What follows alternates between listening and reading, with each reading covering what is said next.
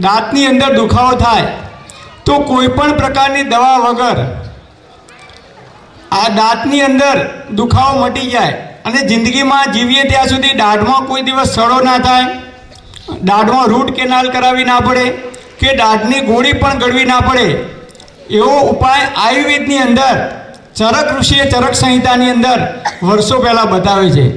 તો સૌથી પહેલાં આપણે જોઈએ કે દાઢની અંદર દુખાવો કેમ થાય છે।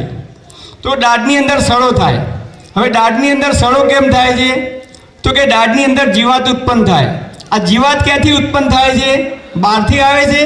ના, શરીરની અંદર દાઢની અંદર જીવાત ઉત્પન્ન થાય છે ત્યારે દાઢ સડે છે અને દાઢ સડે એટલે આપણને લપકારા મારે છે, દુખાવો થાય છે અને એની અંદરથી દાઢ પડાવવી પડે છે અથવા દાઢમાં રૂટ કેનાલ કરાવવાની ફરજ પડે છે।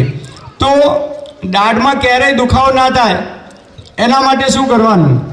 તો સૌથી પહેલાં તો દાઢ કેવી રીતે સડે છે? તો આપણે જ્યારે પણ ખોરાક ખાઈએ છીએ, દાળ ભાત શાક રોટલી સફરજન ચીકુ કોઈ પણ આઈસ્ક્રીમ ખાઈએ કે ચોકલેટ ખાઈએ, કોઈ પણ વસ્તુ આપણે જ્યારે ખાઈએ છીએ મોઢાની અંદર ત્યારે એ અનાજના ઝીણા ઝીણા કણ છે, એ કણ આપણી દાઢની અંદર ભરાઈ રહે છે અને એ કણ અનાજના જ્યારે સડે છે ત્યારે એની અંદરથી જીવાત ઉત્પન્ન થાય છે અને એની અંદરથી દાઢમાં સડો આવે છે અને દાઢ પડાવવી પડે છે અથવા દાઢમાં દુખાવો થાય છે અને છેવટે રૂટ કેનાલ કરાવવાની પણ ફરજ પડે છે। તો દાઢની અંદર દુખાવો ના થાય કે જીવાત ઉત્પન્ન ના થાય એના માટે શું કરવાનું? ખીચડી હોય કે ભાત હોય તો એને ડસ્ટબિનની અંદર મૂકી દઈએ તો 4-5 દિવસ કે 10 દિવસ થાય એટલે એની અંદરથી દુર્ગંધ ઉત્પન્ન થાય છે, એની અંદરથી જીવાણુ ઉત્પન્ન થાય છે। એ જ રીતે ખોરાક જ્યારે સડે છે ત્યારે એની અંદરથી જીવાત ઉત્પન્ન થાય છે।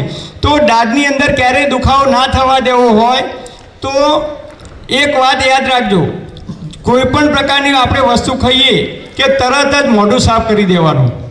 ચોકલેટ ખાઈએ, આઈસ્ક્રીમ ખાઈએ, ચા પીએ, કોઈ પણ વસ્તુ દાળ ભાત ખાઈએ, જમ્યા પછી તરત જ જો આપણે બરાબર કોગળા કરી અને મોઢું સાફ કરીશું તો મોઢાની અંદર તમે કોગળા કરી જોજો, ગમે ત્યારે જમ્યા પછી તરત મોઢાની અંદર ઝીણા ઝીણા કણ અનાજના ભરેલા હોય છે, આપણા દાઢની અંદર ભરાઈ રહે છે।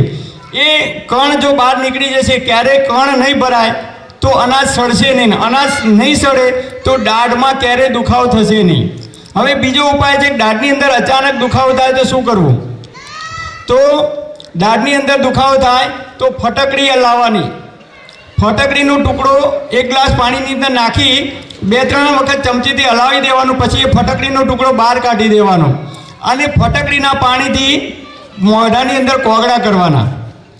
એ ઉપાય કર્યા પછી બીજો ઉપાય છે તલનું તેલ, લાકડાની ગાણીનું શુદ્ધ તલનું તેલ મળે તો તલના તેલના કોગળા કરવાના 5 મિનિટ સુધી, ઇન્સ્ટન્ટ તમને રાહત થઈ જશે। એના પછી ત્રીજો ઉપાય છે સરસવનું તેલ, ગામડાની અંદર જેને સરસ્યું કહેવામાં આવતું હતું, સરસવના તેલને રૂના પૂમણાવાળું કરી અને જ્યાં દાઢમાં દુખાવો થતો હોય એ જગ્યાએ સરસવના તેલનું પૂમણું મૂકી દેવાનું, તમને ઇન્સ્ટન્ટ રાહત થશે।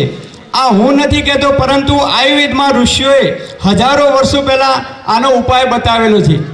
એ ના મળે તો લવિંગ હોય તો લવિંગનું તેલ અત્યારે બજારની અંદર મળે છે, મેડિકલ સ્ટોરમાં પણ લવિંગના તેલનું પૂમણું મૂકીએ તો પણ દાઢની અંદર તરત જ રાહત થાય છે, અથવા લવિંગને વાટી અને દાઢની અંદર ભરી દેવામાં આવે।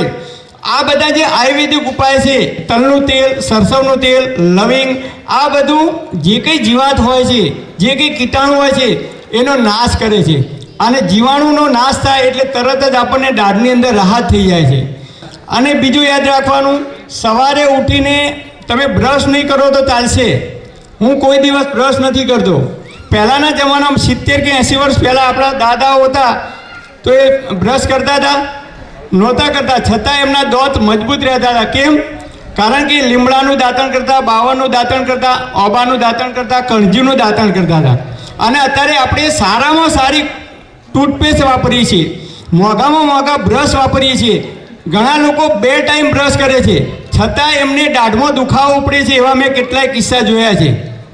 તો કેમ આવું થાય છે? આપણે મોંઘા મોંઘી ટ્યુબ વાપરીએ છીએ, સારામાં સારા બ્રશ વાપરીએ છીએ, છતાં ઘણા બધા લોકોને દાઢ પડાવવી પડે છે, દાઢની અંદર રૂટ કેનાલ કરાવવી પડે છે। કેમ? તો જમ્યા પછી તરત જો તમે પાણીથી કોગળા કરવાનું રાખશો તો જિંદગીમાં ક્યારેય તમારી દાઢની અંદર સડો નહીં થાય। નાના બાળકોને ચોકલેટ આપો કે આઈસ્ક્રીમ આપો કે કોઈ પણ દ્રાક્ષ કે ચીકુ ખવડાવો, તરત મોઢાની અંદર જો કોગળા કરવામાં આવશે તો એ જે અનાજ છે કે સફરજન જે કંઈ ખાધું છે એના કણ આપણા દાઢની અંદર ભરાઈ નહીં રહે તો દાઢમાં સડો નહીં આવે. તો સવારે ઉઠીને બ્રશ કરવાની જગ્યાએ શું કરવાનું?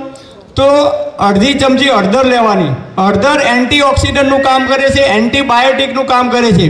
કેન્સરના જીવાણુને નાશ કરવામાં હળદર મદદરૂપ થાય છે. આવું વૈજ્ઞાનિકોએ આજે શોધ્યું, મતલબ કે અત્યારના યુગમાં શોધ્યું. હજારો વર્ષો પહેલાં ભાગવત ઋષિએ અષ્ટાંગ હૃદય નામના ગ્રંથની અંદર હળદરનો ઉલ્લેખ કરેલો છે કે કેન્સરના જીવાણુને નાશ કરવામાં મદદરૂપ થાય છે.